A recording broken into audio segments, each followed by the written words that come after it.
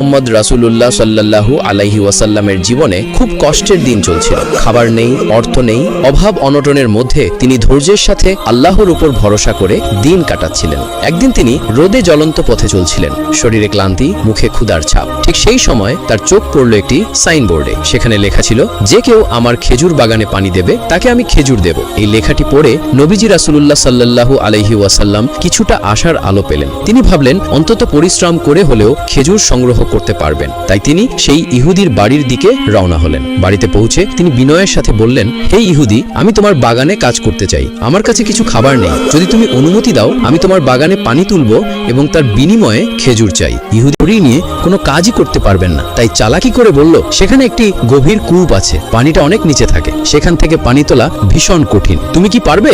নবীজি রাসূলুল্লাহ সাল্লাল্লাহু আলাইহি ওয়াসাল্লাম দৃঢ় কণ্ঠে বললেন, হ্যাঁ আমি পারবো। আমার খাবারের দরকার আছে। বালতি নিয়ে এলো, যে বহুদিন ব্যবহার করা হয়নি। সে মনে মনে ভাবলো, এই বালতি ফেলে দিলে রশি ছিঁড়ে যাবে আর এই লোক কোনোদিনই পানি তুলতে পারবে না। নবীজি রাসূলুল্লাহ সাল্লাল্লাহু আলাইহি ওয়াসাল্লাম সেই বালতি নিলেন এবং কূপের কাছে গিয়ে সেটি নিচে ফেললেন। কিন্তু ইহুদির ধারণার মতোই হলো, রশি ছিঁড়ে গিয়ে বালতিটি গভীরে পানির মধ্যে পড়ে গেল। দূর থেকে দাঁড়িয়ে ইহুদি দৃশ্যটি উপভোগ করছিল। এরপর সে রাগ দেখানোর ভান করে নবীজি রাসূলুল্লাহ সাল্লাল্লাহু আলাইহি ওয়াসাল্লামের কাছে এসে তার গালে কোনো অভিযোগ করলেন না, বরং শান্ত কণ্ঠে বললেন, তুমি যে হাতে আমাকে আঘাত করেছো সেই হাতে কি ব্যথা পেয়েছো? ইহুদি হতভম্ব হয়ে গেল। সে বলল, না, ব্যথা পাইনি, কিন্তু তুমি আমার নতুন বালতিটা কূপে ফেলে দিয়েছো, তাই তোমাকে আঘাত করেছি। নবীজি রাসূলুল্লাহ সাল্লাল্লাহু আলাইহি ওয়াসাল্লাম বললেন, তাহলে আমি তোমার বালতিটা তুলে আনবো এবং তোমার বাগানে পানি দিয়ে দেব, তারপর তুমি আমাকে আমার প্রাপ্য সাল্লাল্লাহু আলাইহি ওয়াসাল্লাম তখন শান্তভাবে কূপের দিকে এগিয়ে গেলেন। এ দৃশ্য দেখে আল্লাহ রব্বুল আলামিন তার প্রিয় রাসূলের